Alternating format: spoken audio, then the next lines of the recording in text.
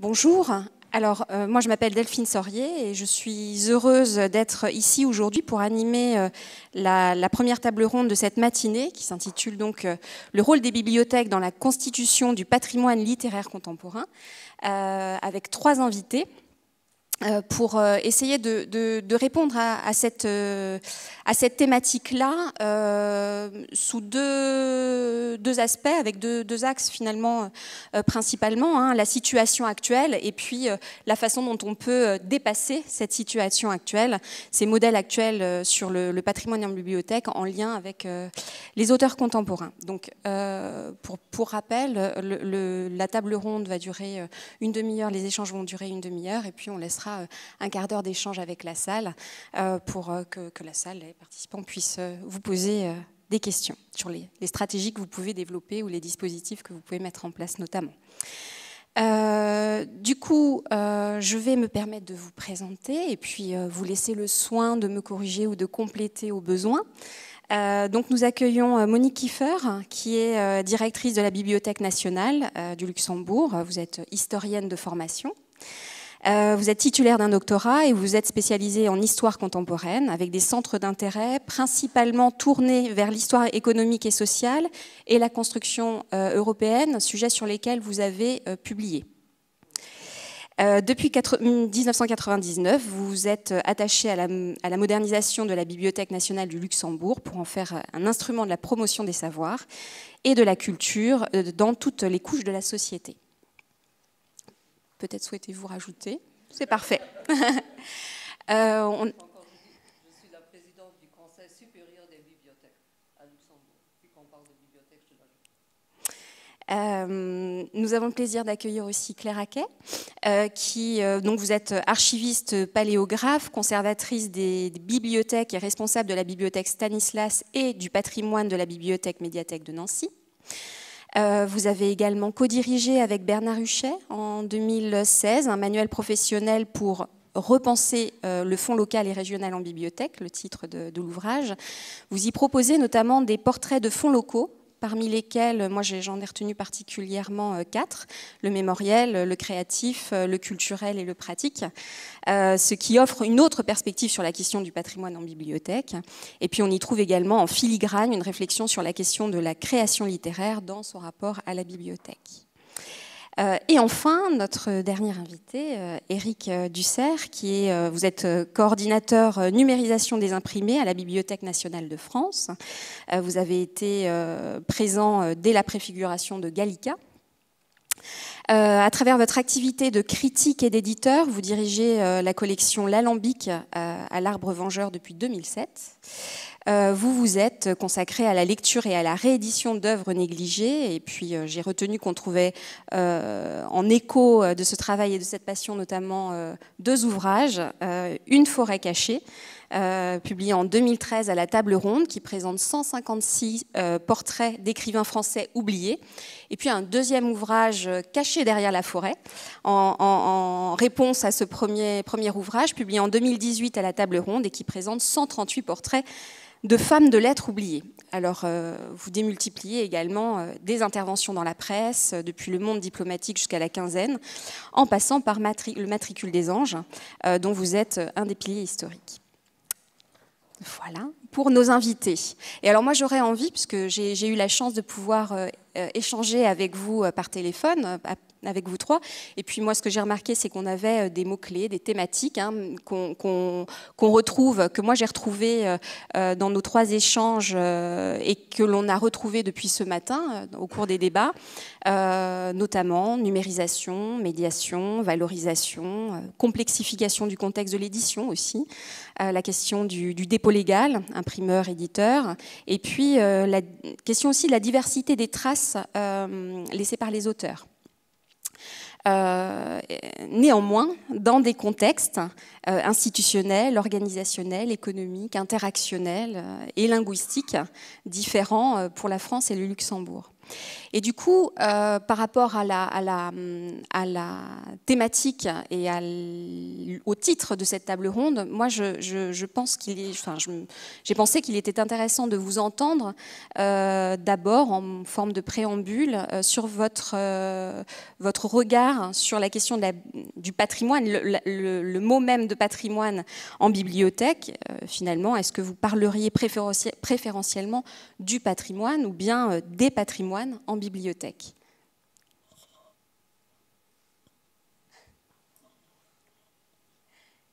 Je vous laisse prendre la main.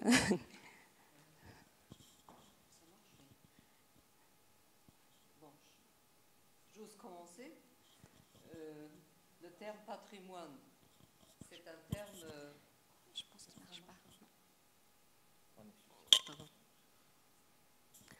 Le terme patrimoine, c'est un terme qui n'est pas compris par tous dans le même sens, et je ne sais pas s'il en existe une définition univoque. Au Luxembourg, très longtemps, quand on a parlé de patrimoine, on a pensé surtout au patrimoine bâti.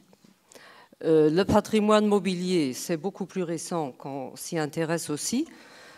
Dans l'optique d'une politique culturelle à mener. Et très longtemps, le livre n'a pas été, je dirais, pris en compte dans ce contexte. Bon, quand nous, on parle de patrimoine à la Bibliothèque nationale, je m'interroge souvent, nous sommes une bibliothèque plus que bicentenaire. Au fil du temps, nous avons accumulé énormément à l'échelle d'un petit pays de documents. Des documents qui sont, disons, nés au Luxembourg, publiés au Luxembourg. C'est aujourd'hui tout ce qui entre par le dépôt légal. Mais nous avons aussi des collections anciennes, par exemple des anciennes abbayes prestigieuses installées au Luxembourg. Mais leurs bibliothèques, lorsqu'on regarde le contenu de ces bibliothèques, c'est des contenus qui, pour l'essentiel, n'ont pas été produits sur le territoire de l'ancien duché de Luxembourg. Donc déjà là, je trouve qu'il y a un problème. Qu'est-ce qu'on entend par patrimoine? Je constate qu'au Luxembourg, on le conjugue de plus en plus avec national. Et je m'interroge, je ne sais pas si c'est une évolution tout à fait heureuse. Bon, autre point, le numérique. Nous sommes une bibliothèque, notre bibliothèque nationale un peu différente de la Bibliothèque nationale de France. En ce sens que nous collectons, conservons tout ce qui est publié au Luxembourg, dans le monde des imprimés, mais nous avons une très grande collection de provenance internationale. En fait, la majorité des titres de nos collections. Aujourd'hui, avec le numérique, depuis plus de 15 ans, nous achetons des publications numériques. Et les livres, les e-books, les livres numériques sont presque aujourd'hui aussi nombreux que le livre physique. Mais là, l'un des sujets de ce colloque d'aujourd'hui, c'est la constitution de collections. Là, je voudrais juste souligner, sans vouloir accaparer la parole, qu'avec le numérique, nous entrons dans un monde tout à fait nouveau. Parce que nous ne choisissons plus des livres comme autrefois, un par un, pour créer des collections cohérentes d'actualité, de qualité, mais nous achetons des licences d'accès. Ce qui veut dire que nous entrons, je dirais, dans une logique de service.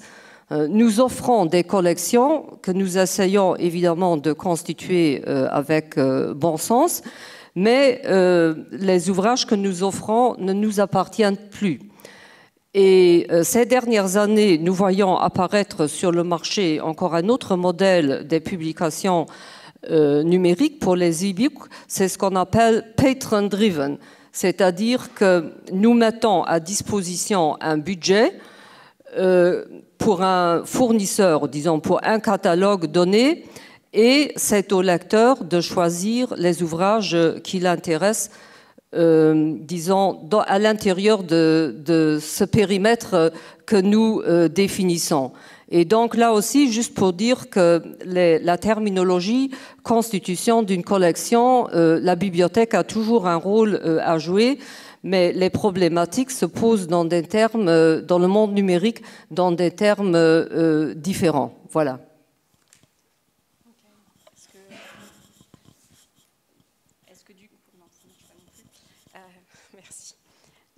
Du coup, on va vous laisser effectivement répondre et faire l'écho de ce que vous constatez à Nancy, et aussi peut-être prolonger cette question du caractère inaliénable du patrimoine, en tout cas de la notion de patrimoine auquel on relie ce caractère inaliénable, et la façon dont vous l'envisagez. Oui, alors c'est vrai que la situation en France a été très récemment, au moins du côté du ministère de la Culture, accaparée par cette idée de statut juridique des collections patrimoniales. Le patrimoine en France est très réparti sur le territoire. Il est indiscutable pour l'instant, et notamment parce que beaucoup de ce patrimoine écrit et graphique réparti sur le territoire appartient à l'État. Donc il y a ces collections d'État qui viennent notamment des confiscations révolutionnaires, des confiscations de 1905 et du dépôt légal imprimeur réparti sur le territoire. Ceci est un patrimoine national indiscutable. Et puis, il y a le reste, le fond de nos bibliothèques publiques ou de nos bibliothèques universitaires, qui, pour certaines, ont 200 ans ou plus, qui ont accumulé voilà, un certain nombre de documents écrits ou graphiques au fil du temps, et qui, aujourd'hui, dans bien des établissements, se trouvent congestionnés par toutes ces strates accumulées, et face à des soit projets de déménagement dans lesquels on se demande si c'est bien nécessaire de déménager tous ces kilomètres linéaires de collection, soit dans des phases tout simplement de réduction budgétaire qui font que on se demande si c'est bien utile de continuer à payer du chauffage, de l'électricité ou du matériel pour conserver aussi tous ces documents qui ne sont jamais consultés, jamais demandés, obsolètes, voilà. Donc cette question du statut juridique en fait des collections, donc les collections appartiennent-elles à l'État ou à la collectivité? Si elles appartiennent à l'État, elles sont inaliénables. Si elles appartiennent à la collectivité, c'est au choix de la collectivité. Nous a forcé en fait nous autres professionnels à réviser un peu notre manière aussi effectivement de considérer notre patrimoine, ou du moins ce qu'on appelle collection, ce qu'on appelait collection patrimoniale. À Nancy, en l'occurrence, effectivement, on a, j'allais dire, résolu le problème par une définition assez restrictive finalement du patrimoine, qui sont donc les fonds d'État, très importants certes. Et puis, ce qui nous paraissait indiscutable du point de vue de notre collectivité, c'est-à-dire le fonds local et régional. Évidemment, tous les documents uniques ou entrés par don, donc manuscrits, estampes, dessins, et puis toutes les collections et les bibliothèques privées d'ordre local ou pas, qui avaient été données à la ville de Nancy au fil du temps. Le reste constituant, au moins à partir de 1914, donc on va dire avec une centaine d'années de recul en fait, constituant un fonds intermédiaire, sans doute soumis à élimination, en tout cas pas patrimonial par définition. Les documents qui entrent dans les bibliothèques publiques soit entrent et sont patrimonialisés de fait parce qu'ils appartiennent à des fonds patrimoniaux, soit ne le sont pas, mais pourraient le devenir. Pour rebondir sur aussi la question du numérique, on est aussi confronté à ce souci. Alors la BNF, peut-être Eric va en parler.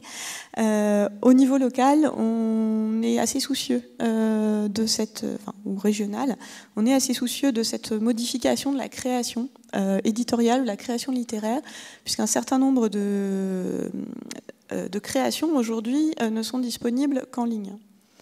Alors parfois, c'est pas forcément très très grave au point de vue de la qualité. On parlait ce matin de production amateur, voilà, qui trouve à s'exprimer en ligne et qui avant sans doute s'exprimait par multigraphie et autres. Mais pour d'autres, c'est un petit peu plus ennuyeux. Alors pas forcément sur de la littérature, mais sur des documents locaux. On a découvert, par exemple, tout à fait par hasard, l'existence d'une histoire de plus de 200 pages du Crédit municipal de Nancy, manifestement un travail de chercheur réalisé à la demande du Crédit municipal et qui n'existait qu'en PDF sur le site du Crédit municipal. À partir de là, on a commencé à se poser la question de la conservation de ces documents nativement numériques, sans avoir aujourd'hui de réponse à apporter, malheureusement. Donc finalement, le numérique qui vient flouter la chaîne du livre et les différents acteurs de la chaîne du livre. Qui vient la complexifier, en tout cas. C'est-à-dire que un établissement comme la BNF, ou comme la bibliothèque, ou comme toutes les bibliothèques en général, se trouve être la combinaison d'un tas d'ensembles de nature très différentes. La Bibliothèque nationale reçoit le dépôt légal à Paris, mais elle fait des acquisitions, elle reçoit des dons, et elle a de la musique, elle a des monnaies et médailles, elle a donc un musée, elle a des manuscrits orientaux qui sont venus de conquêtes militaires, etc., ou pas, etc. Donc toutes ces strates doivent être gérées de la même manière et sont à la BN en particulier traités comme un fonds patrimonial et lourdement patrimonial, puisque la Bibliothèque nationale est ce qu'on appelle une bibliothèque de dernier recours. C'est-à-dire que, légitimement, quand on ne trouve pas un document ailleurs, on devrait le trouver à la BNF. Ce n'est pas toujours le cas, évidemment, puisque le dépôt légal n'est pas une science exacte. Les éditeurs le savent bien, qui très souvent ont renoncé, pour dire ça comme ça, à envoyer des ouvrages luxueux, parce qu'ils étaient luxueux, donc c'était embêtant de et qui ensuite nous envoient des gens pour faire des bibliographies et qui râlent parce que les livres ne sont pas déposés à la Bibliothèque nationale. Voilà, donc ça fait partie des exigences du patrimoine et des réalités du patrimoine au quotidien.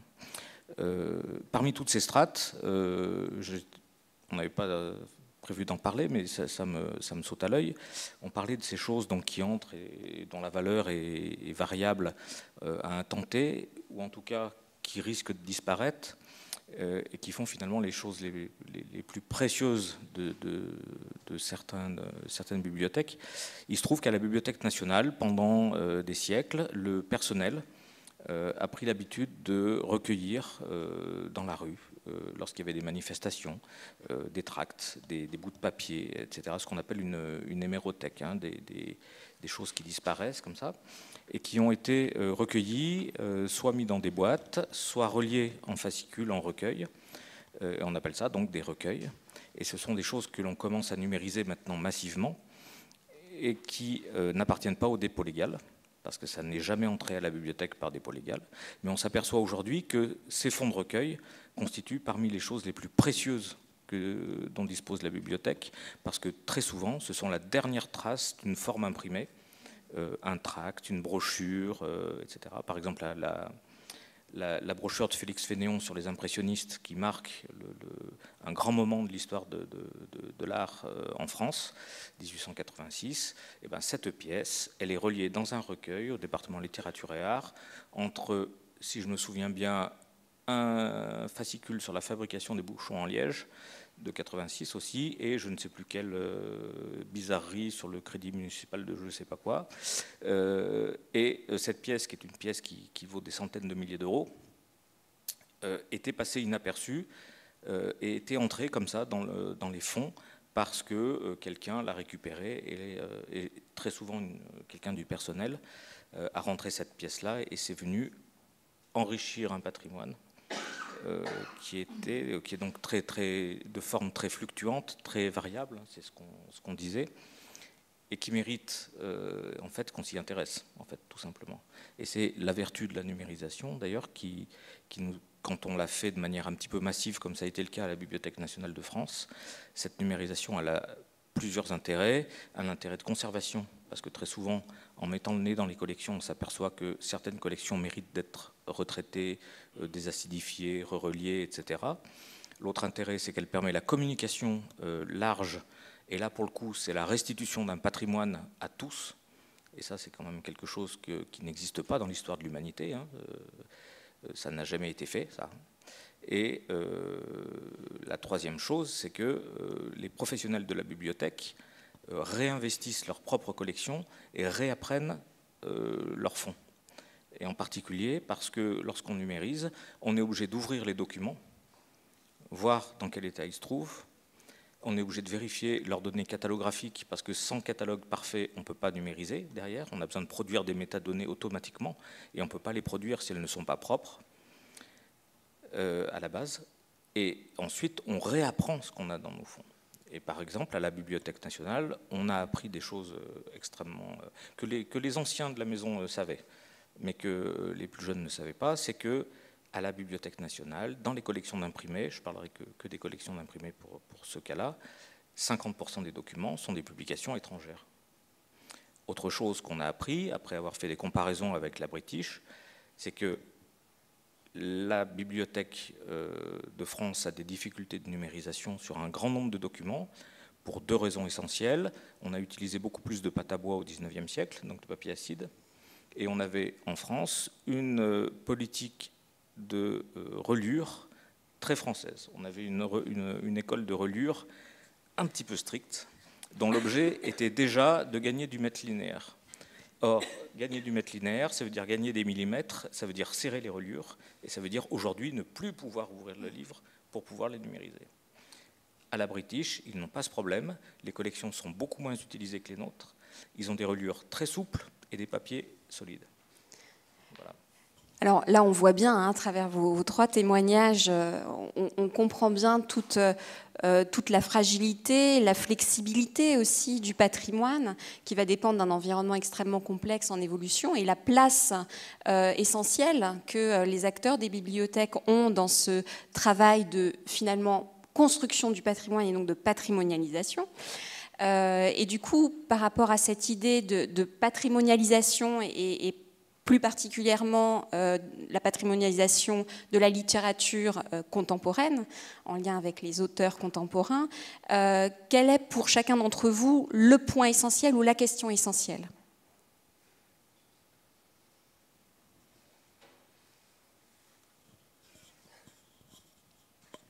Qui probablement définit en partie, ou en grande partie, bien évidemment, votre stratégie de patrimonialisation.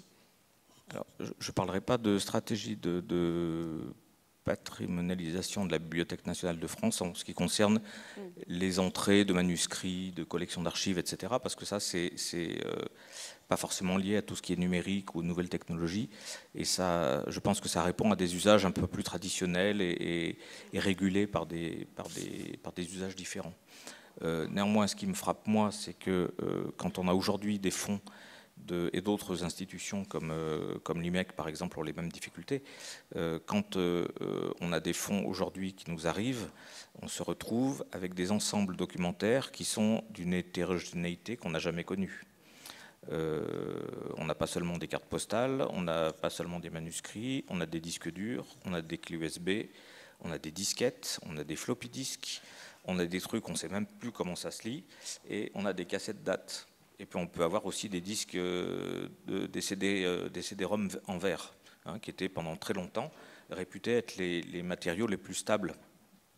Et finalement, ce n'est pas forcément vrai. On s'aperçoit que le microfilm et la microfiche sont parfois plus stables que les disques en verre. En tout cas, derrière, ça veut dire qu'il y a une infrastructure, et Dieu merci, à la bibliothèque, on est assez bien équipé pour ça. Et ça a été fait pour ça d'ailleurs. Enfin, on s'est donné les moyens de ces ambitions-là. Il faut un service informatique extrêmement souple, compétent et qui conserve des machines anciennes qui peuvent lire des matériaux et des lignes de programme qui n'existent plus en réalité. Donc il y a une archéologie informatique qu'il faut maintenir en activité pour pouvoir gérer ce patrimoine-là.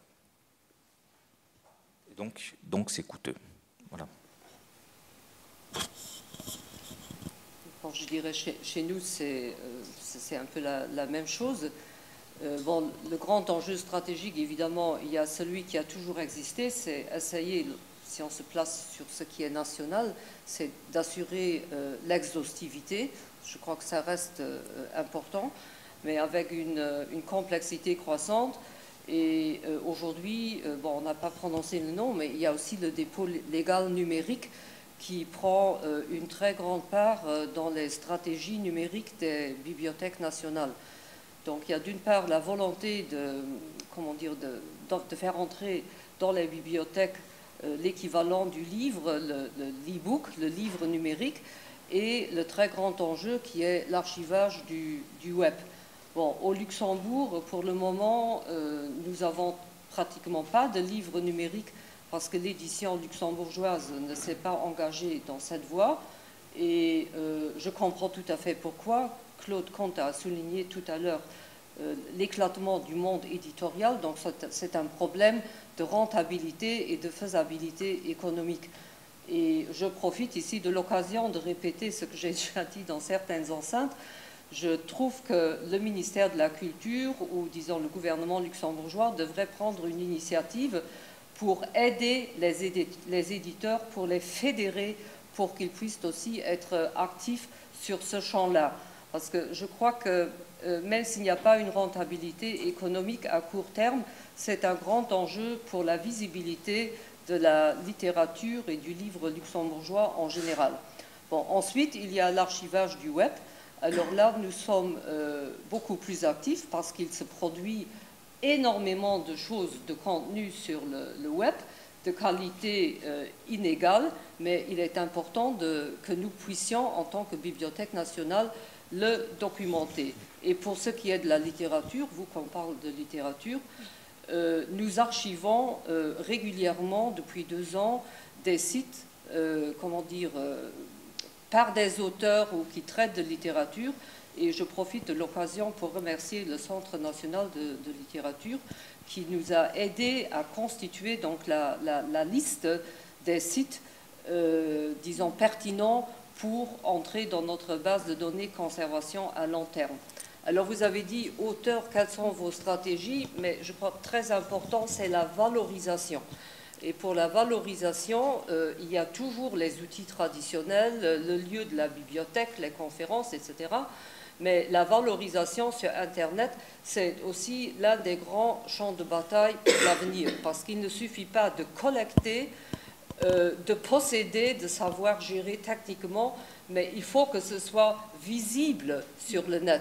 Visible et que les gens sachent le trouver et le lire, respectivement pour les chercheurs, l'utiliser.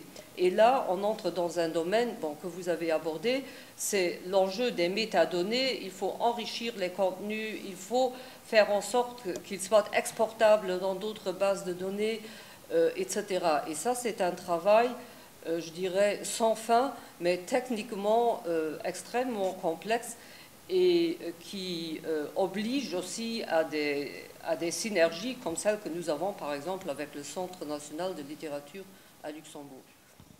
Et je préciserai d'ailleurs que cette question des métadonnées et de l'interopérabilité sont des choses assez fondamentales, puisque la véritable occasion de bien conserver quelque chose, un patrimoine important, et en particulier les patrimoines numériques, eh bien on s'aperçoit que c'est la dissémination, en fait.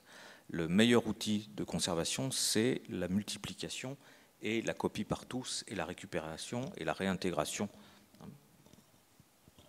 Alors pourquoi on ne parle pas, tous bien gardés de parler de stratégie, c'est parce que c'est pas qu'on n'en a pas, c'est que toutes les stratégies qu'on peut déployer en tant qu'institution sont mauvaises. Elles vont nous paraître logiques, intelligentes, réfléchies à l'instant T, dans 10 ans, dans 20 ans, dans 30 ans.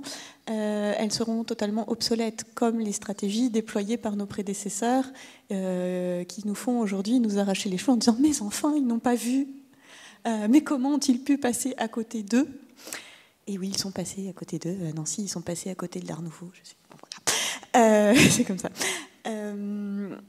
Donc, toutes les stratégies, tous les dispositifs qu'on peut déployer aujourd'hui pour repérer des auteurs, pour choisir qui entrera dans nos collections, parce qu'on ne peut pas faire entrer tout le monde, ou si on fait entrer tout le monde, on ne peut pas tout faire entrer, toute l'œuvre de tout le monde, de mon point de vue, doivent être documentés, en fait. Il faut qu'on soit très transparent sur ce qu'on fait, ce qu'on ne fait pas, quels auteurs on choisit et pour quelles raisons.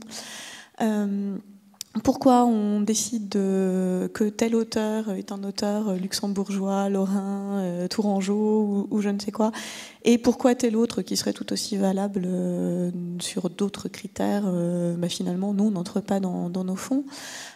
Pourquoi on va accepter les archives de tel écrivain et pas celles de tel autre. Pourquoi on va accepter ou on va rechercher l'œuvre d'un écrivain et on va refuser gentiment les propositions de dons de certains autres. Tout ça est de toute façon subjectif. Voilà.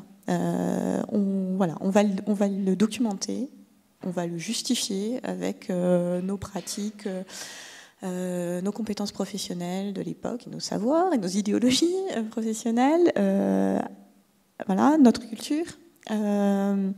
Ce qui nous semble appréhender des données éditoriales qu'on a eu, tout le panorama en fait qu'on a eu ce matin par Monsieur Bouin, c'est un des critères éventuellement de choix, c'est-à-dire qu'est-ce qui se lit, qu'est-ce qui reflète l'époque, qu'est-ce qui se vend, qu'est-ce qui se produit, et puis on va essayer de faire un mélange de tout ça.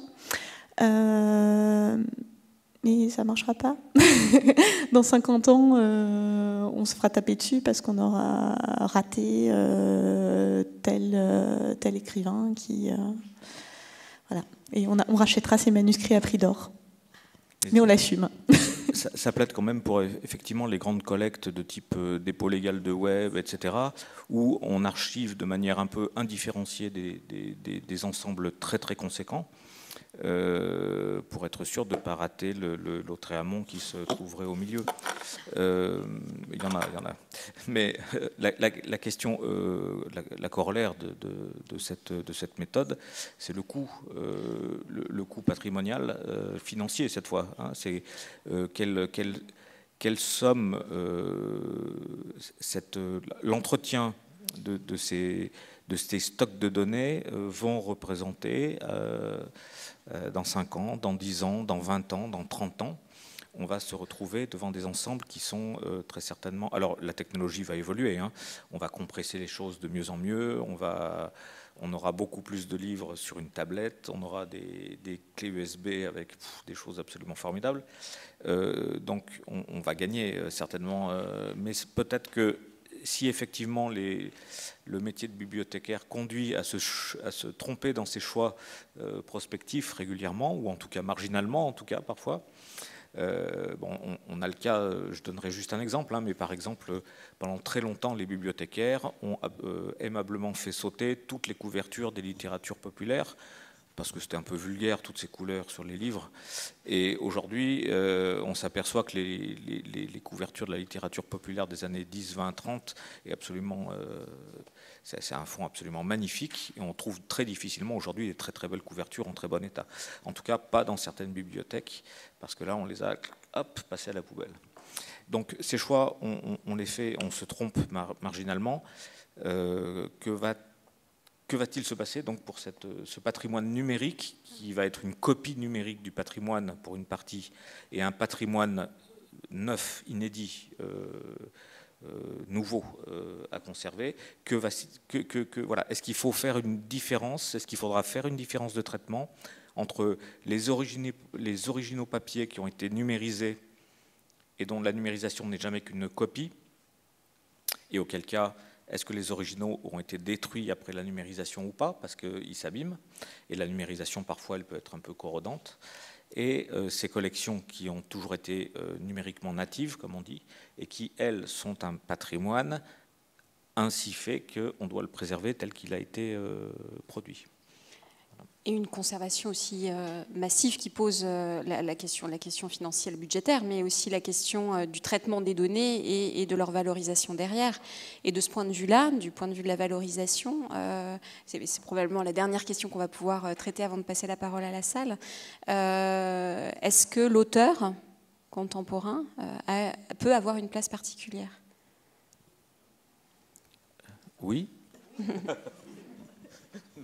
Je ne saurais pas aller beaucoup plus loin, parce que l'auteur contemporain, il est par essence en train d'écrire dans un galetas ou dans une mansarde, et donc on ne sait pas qu'il existe. L'auteur contemporain, il publie des livres, Jean Guibois nous en a parlé tout à l'heure. L'auteur contemporain, il râle parce qu'il n'arrive pas à publier ses livres, donc il les auto-édite, il fait des blogs, voilà, donc il y a une partie de sa production qu'on arrive à récupérer. Et l'auteur contemporain, parfois, il est parfaitement rétif au système et il a mis en place des dispositifs où il n'a même plus besoin d'imprimer ses ouvrages. C'est-à-dire qu'aujourd'hui sont nés une catégorie d'écrivains, de fictionneurs, hein, des romanciers ou des poètes, qui refusent de passer par l'édition, qui refusent de passer par le blog et qui ne fonctionnent plus par l'envoi de PDF par mail. Et ces auteurs-là, ils font partie du patrimoine parce qu'ils existent dans le dispositif. Et pour les repérer, eh bien, Macache ne les repère que ceux qui sont en contact individuel avec eux. Donc si parmi tous ces gens, quelqu'un a le réflexe de dire « oula, ça, il faut le conserver », ça va pas exister. Là, on est face à une nouvelle situation qui n'existait pas auparavant. C'est un peu le principe du fanzine, en fait, ou des documents qui disparaissent, qu'on retrouve dans les hémérothèques. Hein. C'est la même chose, mais c'est la version électronique de tout ça. Et ça aussi, ça va devoir faire partie du patrimoine d'une manière ou d'une autre. Je dirais valoriser les auteurs contemporains, c'est valoriser la création littéraire en général, parce que l'auteur contemporain, il parle une langue qui est celle de ses contemporains, donc c'est une façon non seulement de soutenir les créateurs, mais de valoriser en fait tout ce qu'on a accumulé. C'est une porte d'entrée vers encore autre chose que ce que nous sommes et ce que nous produisons aujourd'hui. Alors c'est la place de l'auteur comme acteur de la valorisation. Un acteur, oui, important. Oui, alors l'auteur contemporain, effectivement, parfois il est farouche. Hein. Voilà, il n'a pas envie. Il n'a pas envie d'être l'élément d'un dispositif de médiation. Il n'a pas envie de rencontrer le public. Il n'a pas envie de se prêter au jeu des différents dispositifs qu'on s'est bien inventés. Voilà, il crée. Son métier, c'est de créer. Après, il rencontre un public, tant mieux. Il n'en rencontre pas, tant pis. Enfin, ça ne le dérange pas, forcément.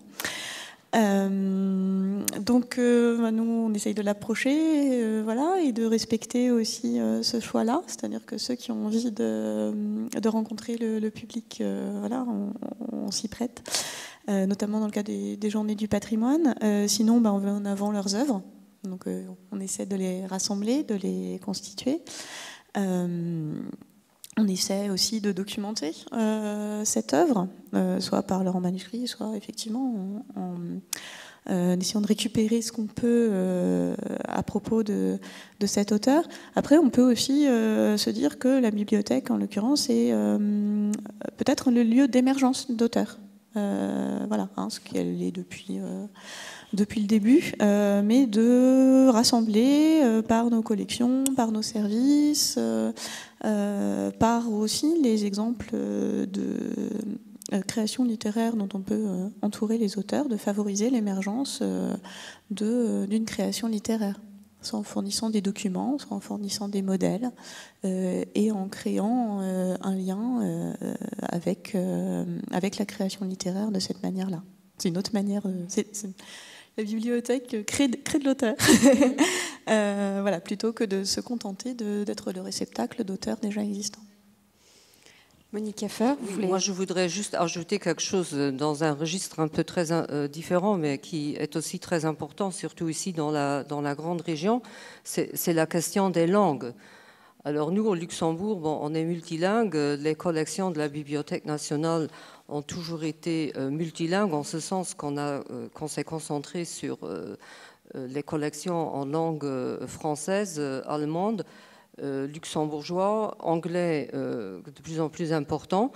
Et pour le reste, on a acheté essentiellement des traductions parce qu'on veut avoir une ouverture mondiale. Mais ce que je voulais dire, c'est qu'avec le monde des e-books, nous sommes entrés là aussi dans un monde différent et un challenge que nous avons en commun, tous ceux qui sont ici, parce que ce marché des e-books est dominé par le livre, par l'édition anglo-saxonne et par le livre de langue anglaise. Et ça, c'est un très grand défi. À Luxembourg, nous essayons, la Bibliothèque nationale, les bibliothèques de lecture publique, à maintenir en vie, dans le monde numérique, nos collections de langue française. Mais il est extrêmement difficile d'y parvenir. Et juste pour clôturer cette remarque, et cette thématique qui me tient à cœur, nous offrons aujourd'hui, ensemble, avec des livres que nous achetons ensemble avec l'Université du Luxembourg et les bibliothèques de lecture publique, à peu près 600 000 livres numériques, dont à peu près 19% de livres consacrés à la littérature, donc auteurs, livres d'auteurs et livres, ouvrages sur la littérature. Alors le gros, mes chiffres, 59% de langue anglaise, 25% en allemand et uniquement 3,5% de langue française. Et c'est pas seulement parce que l'offre du marché français est moins grande, c'est parce que les Français, vous avez tellement de contraintes d'ordre technique, une protection des auteurs qui en principe est justifiée, que je partage, mais qui crée des contraintes terribles pour les non-français à l'extérieur du territoire français pour acheter ces livres. Et nous ne sommes pas les seuls. En cas, je sais qu'au Canada, il y a des problèmes à Monaco, bon, 2 échelles géographiques différentes. Et je trouve que c'est un peu tragique. Et je ferai ici appel aux représentants du ministère de la Culture français d'essayer de trouver des solutions pour ne pas vraiment, nuire vous-même à la promotion de votre langue et de votre culture qui vous tient par ailleurs très à cœur et de façon justifiée. Merci. Du coup, on va peut-être pouvoir passer la parole à la salle. Si vous avez des questions à poser à nos invités.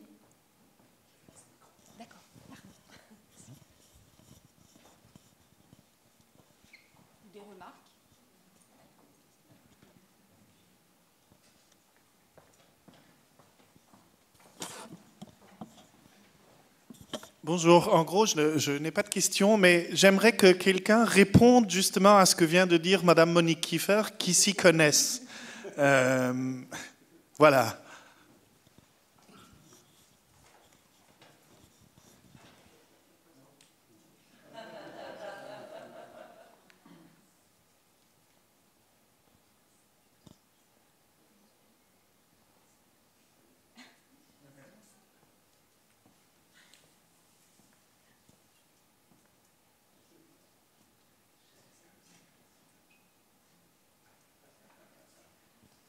C'est complexe. Je pense qu'il faudrait surtout qu'il y ait un représentant des éditeurs français. Ce serait plus simple. Jean-Guy Bouin peut peut-être...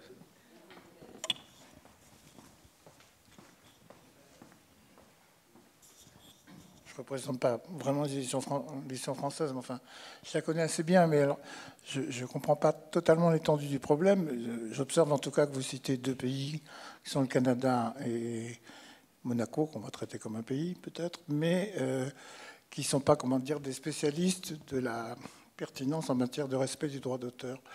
Et donc, je ne voudrais pas que le Luxembourg se trouve dans la même situation. J'ai quand même, je peux observer, si vous voulez, et j'ai pu observer au travers de mes présentes fonctions, que les livres numériques, si vous voulez, d'éditeurs français, au travers, je veux dire, de diffuseurs, distributeurs de livres numériques, que ce soit Eden, par exemple, qui va regrouper aussi bien Flammarion, Gallimard, Martinière, Seuil, Actes Sud d'un côté, e-plateforme, enfin, et ainsi de suite, si vous voulez, on les trouve dans d'autres bibliothèques. Donc je ne connais pas techniquement là, le problème que vous pouvez avoir. Vous n'arrivez pas à les acquérir, c'est quoi? Vous n'arrivez pas à acheter les livres numériques chez ces diffuseurs? C'est quoi le problème? Il y a un problème à ce niveau-là, mais il y a aussi le problème de l'intégration technique. Et nous avons des systèmes, ce que nous voulons, des systèmes, oui, mais ouverts. Nous n'avons pas des produits maison. Notre objectif ici à Luxembourg, c'est d'offrir sur comment dire, nos plateformes, à la fois des livres numériques qui viennent d'Allemagne, des livres numériques anglo-saxons, français. Nous sommes devenus membres il y a quelques années du projet PNB, Bibliothèque numérique, ce qui ne nous a pas réellement aidé à résoudre les problèmes. Enfin, il y a différentes échelles. Il y a aussi un facteur bureaucratique. Une difficulté de, comment dire, de nouer les contacts nécessaires pour résoudre les problèmes en question. Enfin, c'est un ensemble qui fait que c'est pas notre bonne volonté, et je crois vraiment que c'est pas non plus un problème de compétences, parce que nous avons toutes les compétences nécessaires. Le fait est qu'acheter des livres numériques allemands, anglo-saxons, pas de problème, mais en France, ça devient compliqué. Mais c'est tous les distributeurs numériques ? Oui, nous venons de changer. Enfin, je ne veux pas ici faire de la contre-publicité, mais c'est la réalité. Alors, ce qu'il faudrait faire, c'est il faudrait mettre à table les spécialistes, les techniciens. C'est pas qu'un problème de technique, si j'ai bien compris. Vous évoquez aussi des questions bureaucratiques, qui, je pense, la question bureaucratique, c'est ce que vous avez dit, non ? Vous n'avez pas employé ce terme ? Oui. Oui. Donc ces questions bureaucratiques, elles sont du ressort de la partie luxembourgeoise ou des fournisseurs français ? C'est du côté français. PNB, lorsque vous avez un problème, il y a différents acteurs à différents niveaux. Et les uns renvoient la résolution du problème aux autres. C'est une spirale qui est extrêmement dispendieuse en énergie et en temps, sans aboutir à des résultats qui sont proportionnels à l'investissement. Mais ça, c'est seulement un des aspects. Non, c'est probablement l'aspect principal, parce que effectivement, il y a un certain nombre de pays, je crois que c'est notamment le cas pour l'Allemagne, en distributeur numérique pour les livres allemands. Je pense que vous avez un fournisseur, c'est ça ? Les Français, eux, ça les regarde, si vous voulez, ont décidé d'avoir différentes structures de distribution. Ce qui concerne Madrigal, que j'évoquais ce matin, n'est pas dans la même structure que Hachette et autres choses. C'est une forme de structuration. C'est aussi, ils n'ont pas les mêmes conditions d'utilisation des livres numériques, la simultanéité et autres. Bon, ça fait partie aussi des relations qu'ils ont avec leurs propres auteurs. C'est-à-dire qu'effectivement, vous savez que contrairement à d'autres pays, le droit français, c'est ce que vous évoquiez aussi d'une certaine façon, nous avons intégré dans le contrat type d'édition, nous avons intégré une partie papier et une partie numérique de façon totalement explicite. Ça a été finalement conclu au travers d'ordonnances qui, de mémoire, sont parues en décembre 2014, si ma mémoire est bonne. Ça avait été initié du temps d'Aurélie Filippetti, ça s'est fini sous Fleur Pellerin. Donc, de fait, effectivement, et vous l'évoquiez aussi, il y a, dans les conditions commerciales de ces structures, et dans les conditions techniques, après, c'est un vrai faux débat. Je veux dire, en gros, les techniciens français sont ni moins meilleurs ni moins bons que les techniciens allemands. Genre, en la matière, je ne crois pas qu'il y ait de problème. Mais, enfin, en tout cas, j'ai pu observer qu'à New York, il n'y avait pas de problème avec les éditeurs français. Donc, j'ai le sentiment que là, peut-être, c'est que, effectivement, c'est PNB, moi je les connais, hein, enfin, le prêt numérique en bibliothèque, c'est ça que ça veut dire, hein, PNB, auquel adhèrent un certain nombre de gens. Je ne pourrais pas vous dire, mais je ne sais pas si Patrice est là, mais je crois qu'il y a 250 ou 300 bibliothèques qui sont connectées. Enfin, il n'y a a priori pas de problème. Quant à la question des logiciels, ce n'est pas des logiciels propriétaires, je veux dire, qui volontairement, ce qui a été choisi. Mais moi je veux bien, si vous voulez, à mon retour à Paris, voir avec l'un ou l'autre des distributeurs numériques pour évoquer ça, mais vous pourrez me donner tout à l'heure vos coordonnées mail, effectivement, et puis je pourrais voir ça. Mais parce que enfin, en soi, il n'y a pas de mauvaise volonté.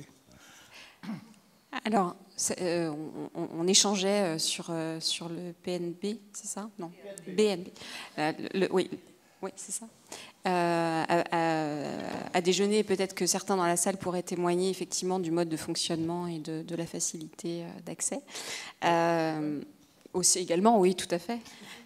Mais alors, peut-être du coup dans les interstices, puisque là on va passer la main, enfin plutôt passer la parole aux acteurs de la prochaine table ronde. Donc je laisse ceux-ci venir s'installer à nos places.